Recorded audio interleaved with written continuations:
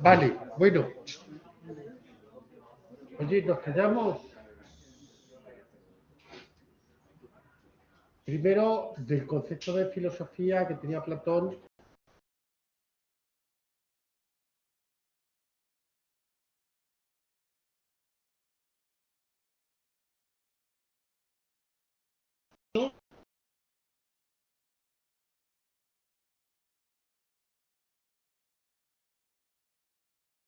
Es decir, la filosofía tiene una misión, ¿verdad? Pues ahí de ruptura y de, en fin, criticar a todos aquellos que efectivamente creen en la subjetividad, al fin y al cabo, ¿no? Como son los sofistas, que no creen en la existencia de una verdad objetiva como piensa Platón que existe. Bueno, esta verdad objetiva es la que dice Platón que debe ser la guía de la filosofía. ¿Para qué vale la filosofía? Pues la filosofía vale para comprender esa objetividad que está, como sabemos, en el mundo de las ideas. Cuando alguien ya entiende las ideas,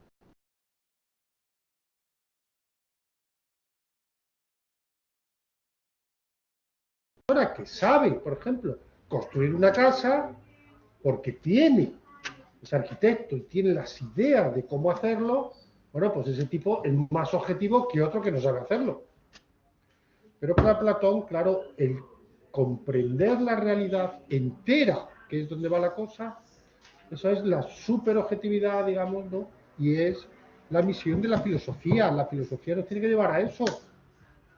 Todo esto, decíamos, por un objetivo. ¿Qué es lo que quiere Platón? Bueno, pues ya sabemos que lo que quiere Platón es conquistar, ¿verdad? Llegar a, efectivamente, una sociedad que sea justa. Esto lo vimos que estaba conectado con el contexto histórico. Cuando estuvimos viendo el contexto histórico, pues ahí se hablaba, pues que si la guerra, que si los 30 tiranos, que si una democracia, en fin, corrupta, tal.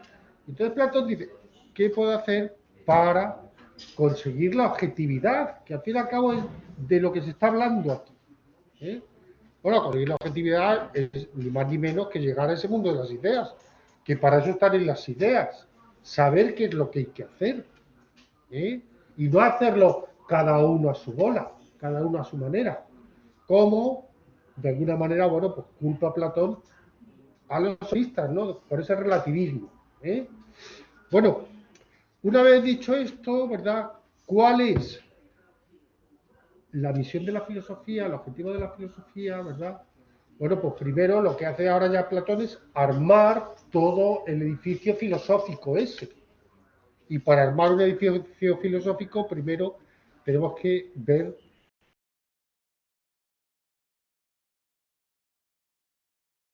una palabra un poco rara que se llama ontología, ¿eh? Porque trata del onto, que es en griego significa el ser, lo que hay. ¿Qué es lo que hay? Bueno, pues Platón dice, como todo el mundo dice, hombre, pues primero parece ser que hay cosas sensibles, como árboles, o como vacas, o como el teléfono, o lo que sea. Pero también pensaba Platón que efectivamente había cosas que eran superiores porque sus características son más sólidas, son las ideas.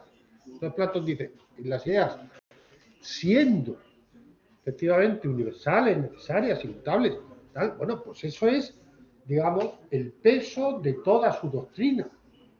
Dice, a partir de ahí, ¿qué es lo que tenemos que hacer? Bueno, pues lo que tenemos que hacer es ver la forma de conocer eso.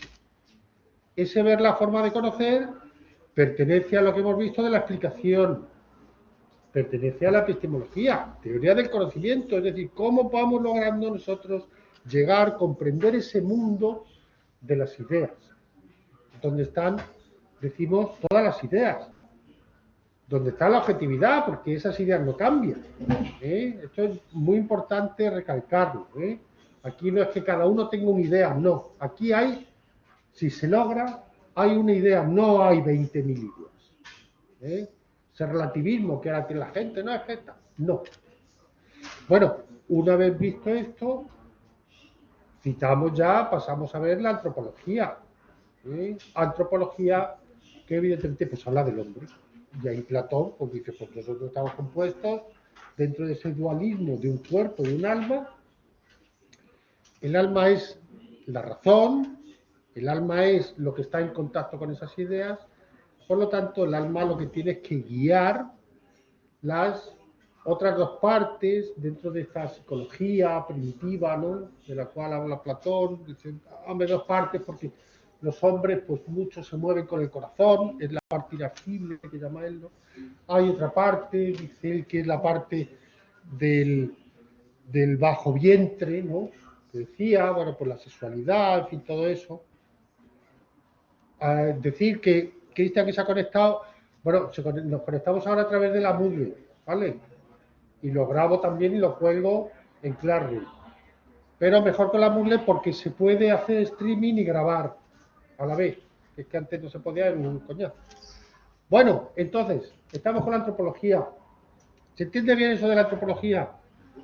Cuerpo, alma. Estamos con lo fundamental, lo que tenemos que entender. Esto es un discurso, si lo vemos, que tiene lo que se llama lógica completud, es completo. Es decir, podrás estar no de acuerdo, pero Platón no deja cabos sueltos, digamos, ¿no? No son cosas que dicen, no, aquí hay una contradicción. No, en Platón no hay contradicción. Igual no estás de acuerdo con él, pero no. Bueno, efectivamente, él dice, hay partes en nosotros, que es esa parte, bueno, pues irascible, que bueno, más o menos cuando tú actúas por odio, o por temor, o por valentía, todo ese tipo de conceptos, ¿no?, que entra en juego lo que pues se llama así, ¿no?, un poco metafóricamente el corazón, ¿no? Bueno, pues esa es la parte. Y luego tendríamos la otra parte, que es la concupiscencia, que ya sabemos que luego la Iglesia Católica dio guerra con esa parte, ¿no? Y dan guerra, que es la parte que se refiere pues a lo sensual en general. Tanto puede ser de la comida, como del sexo, como de, en fin, de lo que sea, ¿no? Entonces esa parte que también tira en el individuo de Platón tiene que estar controlada, controlada por el hombre. Bueno, y entonces aquí él hablaba, ¿verdad?, de purificación. ¿Quién es esa señora? No es una señora. Lo que dice Platón es que, efectivamente, como estas dos partes,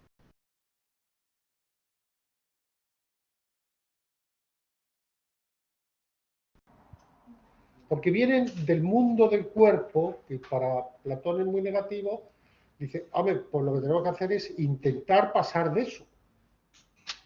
Bueno, todo esto vemos que luego lo toma, ¿verdad?, el cristianismo, con ese ascetismo, es decir, intentar pues no tener vicios, ni tener placeres, en fin, de este tipo de cosas, ¿no? Incluso, como veremos, se flagelaba. Dime. Dime. El caso nos dijeron que había una historia, por así decirlo, de que un hombre iba a preguntarle algo al oráculo, este no le daba una respuesta concisa, así que le preguntaba ahora mismo que cuestiona a todas las personas, ¿ese era Platón o Sócrates? No, Sócrates. El del oráculo era Sócrates. ¿Quién es? Decía Sócrates. Le decía el oráculo. ¿Quién es la persona más sabia que hay? El oráculo le decía, ¿a mí qué me cuentas? Claro, hoy día se va a ver el número de la monoloto, ¿no? Bueno, entonces estamos hablando, ¿verdad?, de la antropología. Estamos hablando de la purificación. Purificación, bueno, ascesis, que se dice. Las personas ascéticas son las personas que eliminan de su vida, de su dieta, digamos, ¿no?, cualquier tipo de placer.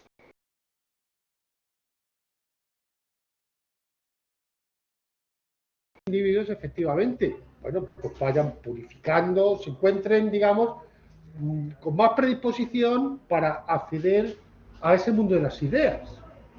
Es como un corredor o, en fin, como un deportista de alto nivel, ¿no? Pues tiene que cortarse de ciertas cosas para alcanzar mayor marca. Bueno, pues aquí sucede un poco lo mismo. Es de personas que se quieren dedicar a pensar, que se quieren dedicar a ver ese mundo de las ideas, pues evidentemente no van a estar ocupándose de el fiestón que se pasaron el viernes pasado, ¿no? Y de con quién ligaron, en fin. Entonces, Platón se refiere un poquito a esa idea, ¿no? Bueno, efectivamente, el alma, decimos, que tiene que llegar a dominar eso y, bueno, en ese dominio, esa historia del dominio, es la historia que se cuenta en el mito de la caverna. Es decir, cómo nosotros vamos dominando, cómo el prisionero va dominando todos esos impulsos desde el mundo de las sombras en el que vive, hasta alcanzar el conocimiento. Alcanzar el conocimiento es, de alguna manera, que la razón te domine. Porque el prisionero encadenado representa el cuerpo, representa la sensibilidad. Entonces, el ir quitando esas cadenas, piensa Platón que efectivamente es la liberación. Bueno, la liberación que si en esta vida logramos hacerla, dice Platón, evidentemente ya no nos vamos otra vez a reencarnar. Tiene historias, un poquito de cuento la cosa, ¿no? Pero bueno, Platón habla de esa reencarnación como, en fin, como repetición, ¿no? Repetición para aquellas almas que no hayan logrado pues, cumplir el objetivo de la vida, que es, el objetivo de la vida es precisamente llegar al mundo de las ideas, ¿no? Bueno, esto efectivamente se realiza, como ponemos aquí, a través de la dialéctica. Esto ya lo repetimos. Aquí vemos que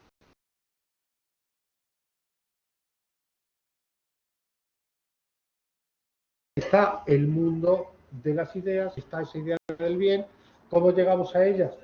A través del aprendizaje. Método que Platón lo llama dialéctica. Bueno, dime. Realmente lo de la dialéctica se intenta hacer para llegar a una idea y dejar de ser calculado y simplificado. Claro. Pero si no se consigue durante la vida, se produce la encarnación. Claro, eso sí es un poco cuento, ¿no? No, porque eso no hay un Dios que se lo crea, pero bueno, sí, más o menos lo que viene a decir Platón es, intenta en tu vida llegar a lo más alto mentalmente.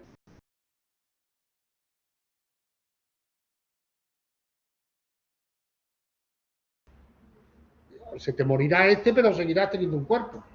¿Por qué? Pues porque todavía no has alcanzado ese mundo, esas tesis, ¿no? Que tampoco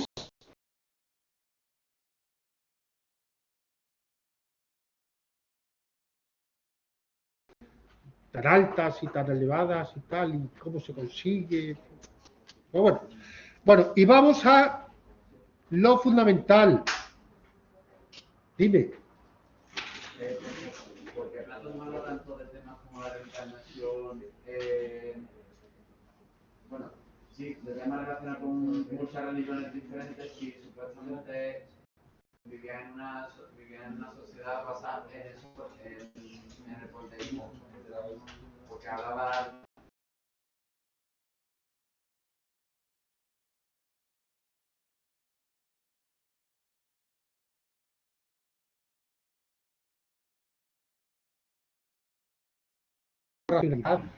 Pero los mitos están súper presentes también.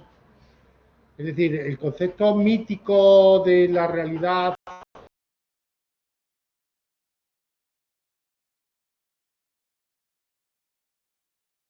Por un lado tenemos lo que nosotros hoy consideramos como la ciencia y la razón y todo eso, pero muy mezclado con los mitos. Platón, por ejemplo, habla de la existencia de la Atlántida, que no sé si habéis oído nombrarlo eso, ¿no? De un sitio que se supone que existió, donde los hombres eran súper felices, súper tal. Concepto que luego se extrapola a otras religiones. Esto de las ideas, de todas maneras, está muy mezclado en filosofía, incluso en ciencia, está muy mezclado la filosofía con la religión. Allí eran politeístas, sí, no eran monoteístas, ¿no? Pero también tenían su respeto a la religión, es decir, aunque digamos que los dioses era un poco cachondeo, la verdad, porque es que parecían de Telecinco los dioses que había allí, ¿no? Pero la gente pues sí tenía su cierto, en fin, adoración o culto, cultos filosóficos, o los cultos que venían de Egipto, de Siria, de todo eso, se seguían. Y Platón sigue de alguna manera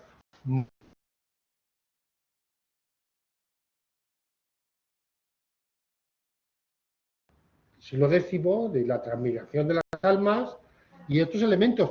Lo que yo pienso, como algunos interpretadores de Platón, es que él lo utiliza. No sé si se lo creerá o no, pero él utiliza también los mitos para defender su tesis.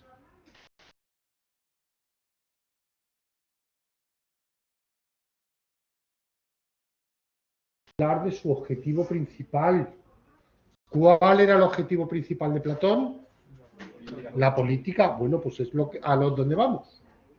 La política. Esta ya sería la última parte de la justificación. ¿Ok? Bueno, en la política, ¿Dónde aparece la política? pues da la siguiente página. Lo primero que hay que decir es que tanto para muchos griegos, para muchos, el hombre, nosotros son politicón, que no es ningún insulto ni nada. Son, que quiere decir animal en griego, como zoo, de donde viene la palabra zoo, ¿no? Y politicón, que vive en la polis. Somos animales que viven en polis. Es decir, somos con K de kilo. Son, no está aquí puesto. No, bueno, eso es un detalle, ¿no? No es. Se suele traducir como que el hombre es un animal social. Si queréis lo ponéis, no hace falta poner en griego. Que somos animales sociales. Como pone el título, hombre como ser social. Hombre como ser social. Entonces tenemos que para Platón, nosotros, los humanos, tenemos una necesidad biológica, digamos, de ser sociales. Es decir, nosotros no podríamos vivir si no tuviéramos sociedad. ¿Qué quiere decir? Que efectivamente, si nosotros nos dejan una cueva, nos dejan ahí aislados, para Platón no podríamos desarrollarnos. Quizás sí podríamos sobrevivir, pero evidentemente no nos podríamos desarrollar como hombres, y mucho menos podríamos desarrollar ideas filosóficas tan elevadas, ¿no?, como el mundo de las ideas, o lograr el concepto de bien, en fin, todo ese tipo de cosas, ¿no? Bueno, nosotros somos seres sociales, a diferencia de lo que pensaban los sofistas. Los sofistas pensaban en contra de esto. Bueno, esto de la política lo desarrolla Platón sobre todo en 2 libros. Escribió muchos libros, bueno, pero lo de la política, centrado específicamente en la política, estamos hablando de la República, que es el libro en el que aparecen los textos que estamos viendo, y otro libro ya muy interesante, de la etapa ya de vejez, ya Platón ya viejecillo y eso, que se llama Las Leyes, donde efectivamente se trata cómo se debe de organizar la sociedad, ¿no? Bueno, dime. ¿Y lo de la carta séptima, que era otro libro? No, eso es una carta que envía a un colega y que le dice que, bueno, que su objetivo fundamental es el objetivo político, se la envía de joven, y luego toda su vida está empeñado en eso. Por eso escribe estos libros, ¿no? Ya he conseguido saber cómo organizar la ciudad, saber cómo organizar la polis, saber cómo tenemos que hacer para vivir, ¿no?, justamente en sociedad, que es el motivo de su filosofía, ¿no? Bueno, entonces estamos diciendo que efectivamente para los sofistas, que son, ¿verdad?, el equipo B, los otros que están allí, todo era convencional, todo era relativo. Como estuvimos viendo, los sofistas tienen mucha importancia en Platón y en general en filosofía. Porque son gente que efectivamente dice que eso de la verdad no existe y de que nosotros tenemos unas leyes y tenemos estas leyes, pero podemos tener otras. ¿Eh? Todo es fruto, dicen ellos, de la convención, de que nos juntemos, nos pongamos más o menos de acuerdo y digamos, estas son las leyes, sean cuales sean. Sean cuales sean. Entonces, para los sofistas, ¿verdad? No existe nada en la naturaleza humana, nada que le haga ser social, dicen ellos, ¿no? Muy bien, aquí en griego se dice nomos frente a physis. Bueno, nomos, la palabra nomos en griego significa ley convencional, norma que los hombres nos hemos creado, una en concreto, pero podíamos crearnos otras leyes. Bueno, y la dicotomía está entre nomos y physis. Physis, por naturaleza. Por naturaleza es por no hay otra opción. Es decir, nosotros, para Platón, somos seres sociales por physis. Es decir, no tenemos otra opción. Si no, no podríamos vivir, no podríamos desarrollarnos. Por naturaleza somos así. Entonces ahí está la diferencia entre physis y nomos. Para los sofistas, las leyes son nomoi, son leyes de convención, mientras que para Platón, ¿verdad?, son leyes por physis. Muy bien. Claro, ¿para qué nosotros vivimos en sociedad? Que es la pregunta que se hace. ¿Para qué? Bueno, pues vivimos en una sociedad sobre todo para ser felices. Y ser feliz para Platón es cumplir con la misión que tenemos como ser social. Cuando cada uno cumple con su misión, cuando el guerrero lo hace bien, cuando el filósofo lo hace bien, el que manda lo hace bien, cuando el obrero, cuando el artesano hace bien su cometido, ese ser, dice Platón, es feliz. Bueno, esto es lo que dice Platón, ¿eh? No quiere decir que sea verdad. Bueno, eso sería alcanzar, ¿verdad?, la virtud, alcanzar la justicia, alcanzar lo que cada uno debe desempeñar. Entonces tenemos la sociedad. ¿Qué normas tenemos que poner? Pues normas de tal manera que cada uno cumpla su misión, su función. Aquí la palabra clave es función. Es decir, nosotros, si uno es panadero, para ser feliz lo que tiene que hacer es bien el pan. Si uno es guerrero, pues no puede ser un cobarde. Todo tiene que tener su virtud de acuerdo con su función. Y ahí habíamos hablado, que si nos acordamos, ¿verdad?, de los 3 estamentos de la sociedad. Por un lado teníamos, ¿verdad?, al filósofo rey, que es el que sabe, oye, ya, yo ya sé el mundo de las ideas, comprendo y conozco qué es lo que cada uno tiene que hacer y asigno a cada uno el papel. Aquí, pues se ha visto por muchos, ¿verdad?, una especie de totalitarismo. ¿Sí? Es decir, Platón no es, como sabemos, no es un demócrata, como los sofistas, que si lo eran, ¿no? Sino que Platón lo que dice es, bueno, aquí debe de gobernar el que sabe. ¿Y cómo se sabe que sabe? Bueno, pues se sabe que sabe porque para esos filósofos ha alcanzado la preparación y parece ser que sabe. Muy bien. Los guardianes son los que se saben defender, los que saben atacar y defender, los que saben la guerra. Lo de cuando has dicho que por qué se sabe que el filósofo sabe, en verdad, en plan, es porque Al-Bahá les ha enseñado las ideas, ¿no? Y han dicho, ahora lo entiendo, entonces tú sabes las ideas, ¿no? Bueno, ¿por qué se sabe que se sabe? Pues la verdad es que no lo sabe nadie, no sé. ¿Por qué se sabe que alguien tal, quién elige a ese? ¿Quién elige a ese? Nadie lo elige. Es decir, ahí es donde no queda muy claro cómo hay que imponerse, ¿no? Cómo hay que imponer el poder. Porque los militares, los guerreros, pueden imponer el poder, pueden decir con las armas, con un golpe de Estado, en fin, tal, ¿no? Aquí vamos a mandar nosotros. Pero el filósofo rey, esto es una utopía, no ha llegado a gobernar nunca, en ningún sitio. ¿Eh? ¿Llegará a gobernar algún día? Pues no lo sé, ¿no? ¿Cómo se sabe que ese es el tipo que sabe las ideas? Pues es un poco una cuestión, ¿no? Peliaguda, cuando menos. No te dan el título. Vamos, que no hay título. Tú ya tienes las ideas.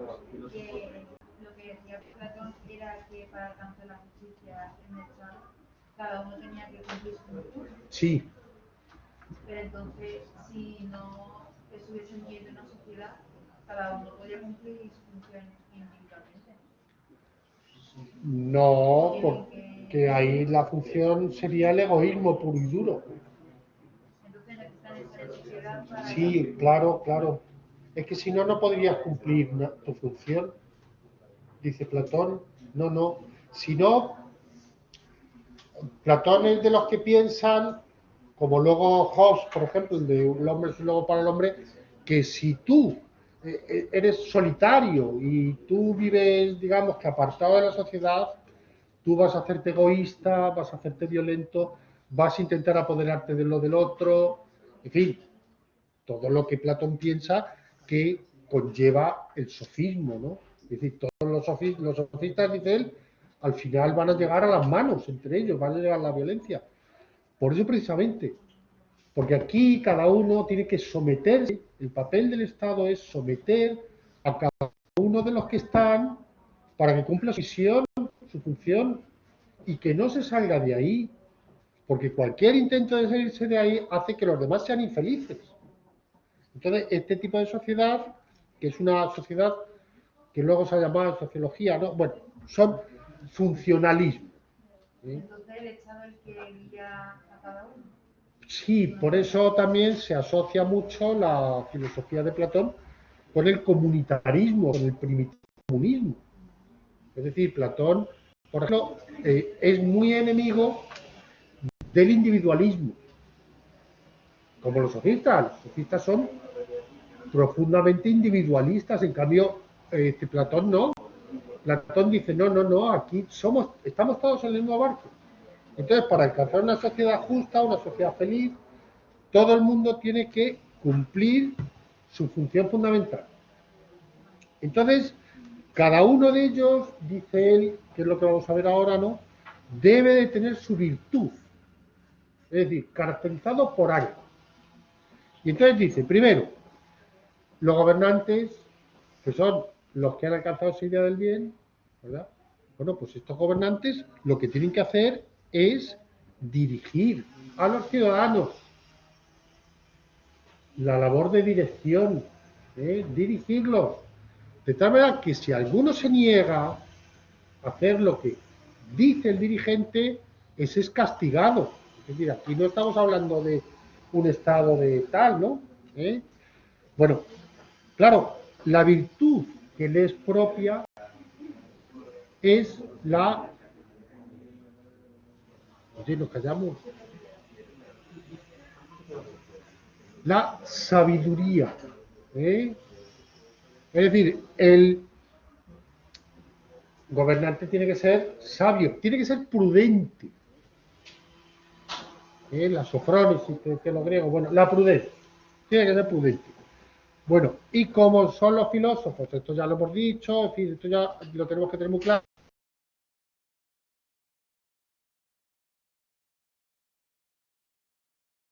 Dirigir con justicia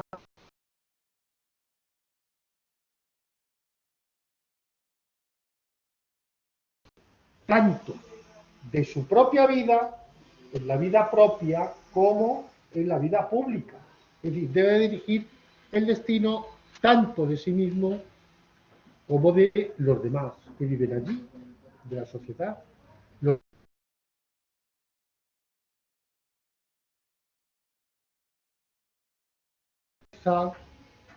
¿eh? No unos tiranos cualquiera, sino, digamos, la aristocracia mental, podemos decir, ¿no? Una dictadura se ha llamado dictadura de la mente, lo de Platón. Bueno, tenemos luego el otro estamento, que son los guardianes.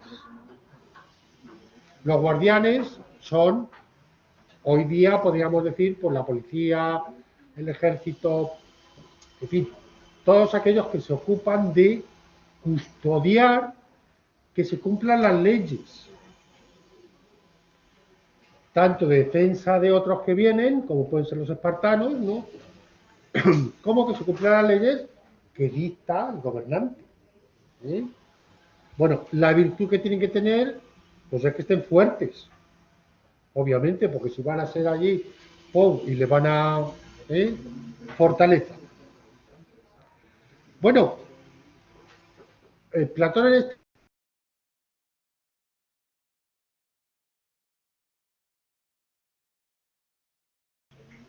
como la canción. Bueno, deben de estar socializadas. No, quiero decir que todo este estamento no debe tener propiedad privada. ¿Debería ser piedra guardián? Sí, sí, sí. Bueno, y tenemos a la peña ya en general, que son los productores, ¿eh? Que son los que se dedican a fabricar el pan y todo.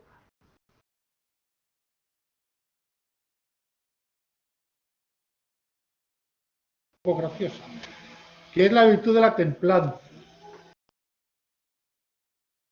Muy frío. ¿Qué quiere decir? Platón, consciente de que el proletario, podríamos decir, vive en un mundo efectivamente muy sensible, muy dado a la sensibilidad. Bueno, pues Platón no elimina del todo los, digamos, los placeres para esta gente. Dice, hombre, de vez en cuando, pues pueden tener su marchita, su cosa, su tal, ¿eh? Pero deben de estar templados, es decir, tampoco pasarse mucho, ¿eh? Templanza. Bueno, y ya el último parrafillo que vemos ahí, ¿verdad? Dice, solamente cuando estos grupos viven en armonía, como estamos diciendo, esta idea es la básica de todo esto de la política.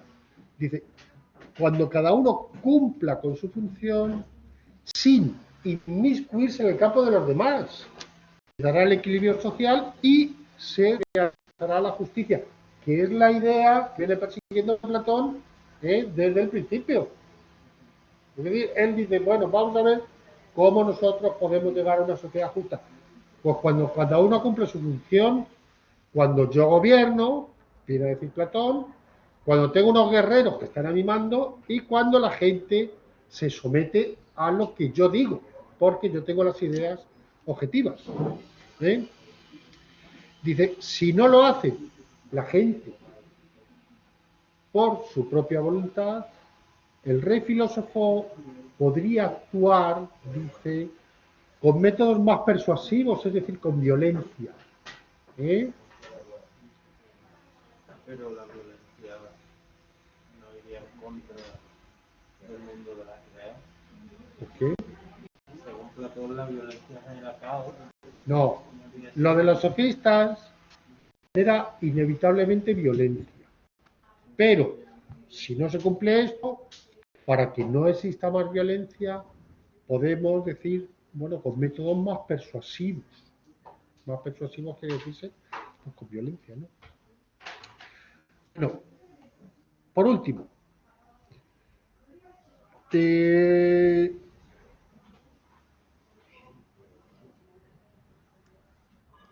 lo que viene ahí adelante no entra. No entra, ¿vale?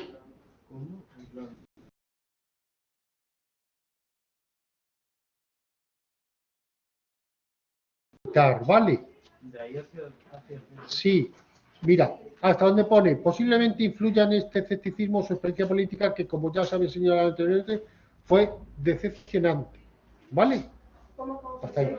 ¿Es todo esto? Es que lo tengo yo un poco descabalado. Donde empieza, dice, por eso la República habla de... A partir de ahí ya no.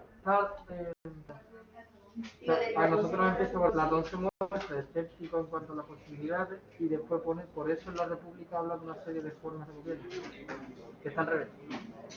No, primero Platón se muestra escéptico, ¿no? Y luego por eso la República, pues, cuando empieza en lo de por eso la República, a partir de ahí para abajo ya no. ¿Sí? Y hasta el punto cual, ¿no? Claro, hasta punto 4.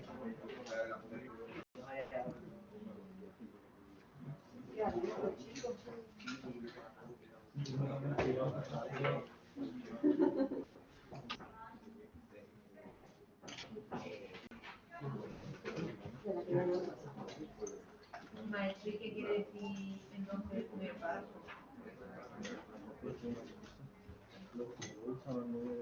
El que, perdona que esté aquí con Cristian. Dime. Que entonces, ¿qué quiere decir el primer párrafo? Yo no lo entiendo. O sea, el último párrafo. No, el primer párrafo que cae. Platón se muestra escéptico. Ah, no, que él dice, yo aquí os presento el estado que quiero, en fin, tener y tal, pero que se muestra escéptico porque él viajó a una ciudad italiana donde gobernaba un tirano y, bueno, intentó poner en práctica sus ideas, pero 3 veces fue rechazado. Entonces Platón, claro, viendo que esto filosóficamente no prosperaba, viendo que era muy difícil el poner en marcha, ¿no?, sus ideas políticas, bueno, pues de ahí viene esto de que se muestra un poco escéptico, como diciendo, ya sé que es muy difícil, ¿eh? Es lo que viene a decir, ya sé que esto es muy difícil, ¿por qué? Pues porque hay muchas trabas de mucho tipo, porque hay gente descontenta, porque igual hay guerreros militares que quieren el poder, porque igual hay comerciantes que quieren el poder, en fin, lo del poder no es fácil, ¿no? Entonces él dice, bueno, yo tengo aquí mi sociedad ideal. Por eso esa sociedad ideal se le llama utopía, ¿eh? Mi utopía, una cosa que todavía no se ha cumplido en ningún tipo de sociedad en la historia, ¿no? Y él dice, claro, es consciente de que él es un poco escéptico, no se cree eso de que en un momento dado se pueda poner en práctica su filosofía política. De todo lo que hemos estado hablando. De todo lo que hemos estado hablando. Él, hombre, tonto no era. Dice, hombre, esto ya sé yo que es un poco difícil, ¿no?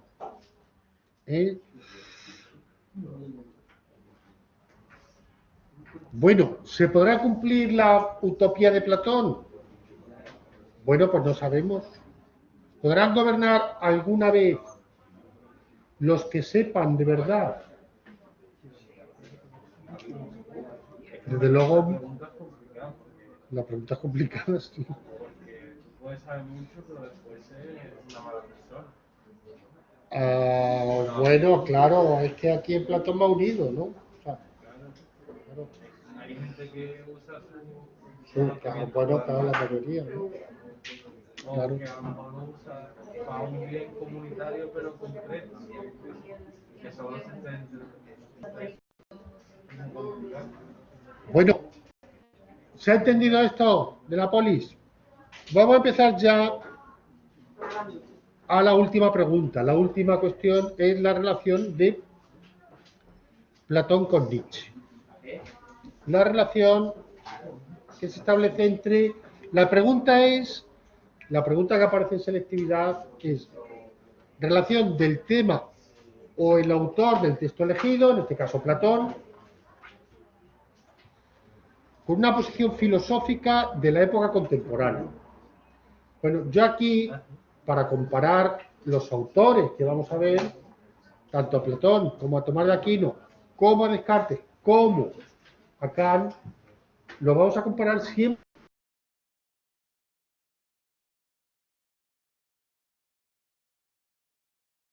porque Nietzsche no deja de ser un personaje atrayente. porque digamos que dice lo contrario de lo que dicen habitualmente los filósofos. Digamos que Nietzsche es el antifilósofo, podríamos poner. Bueno, y vamos a ver una serie de diferencias entre la propuesta de Platón y la propuesta de Nietzsche. Bien, la primera es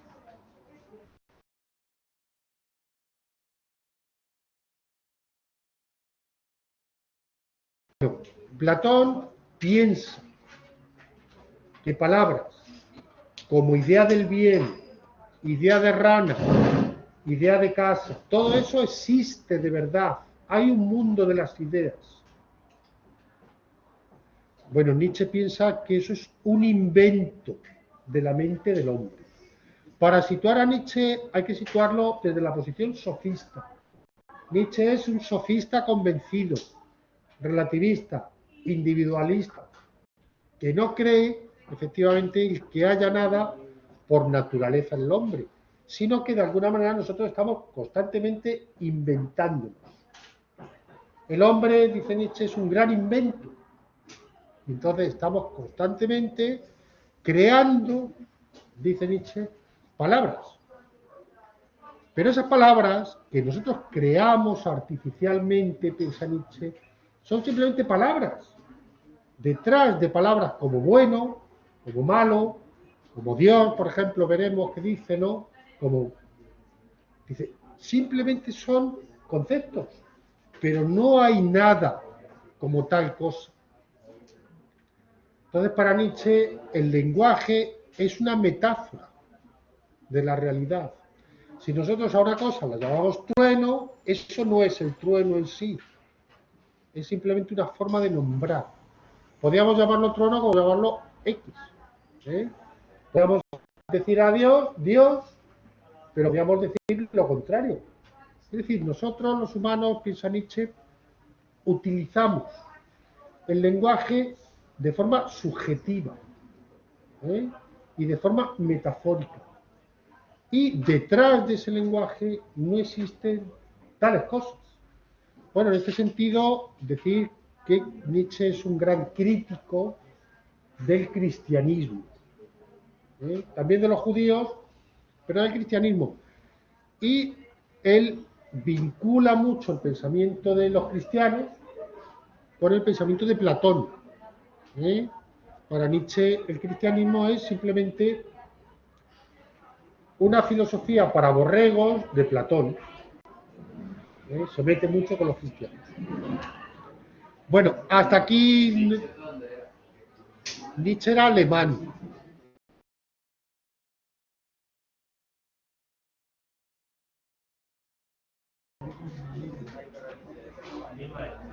Bueno, Cristian, adiós. Mire.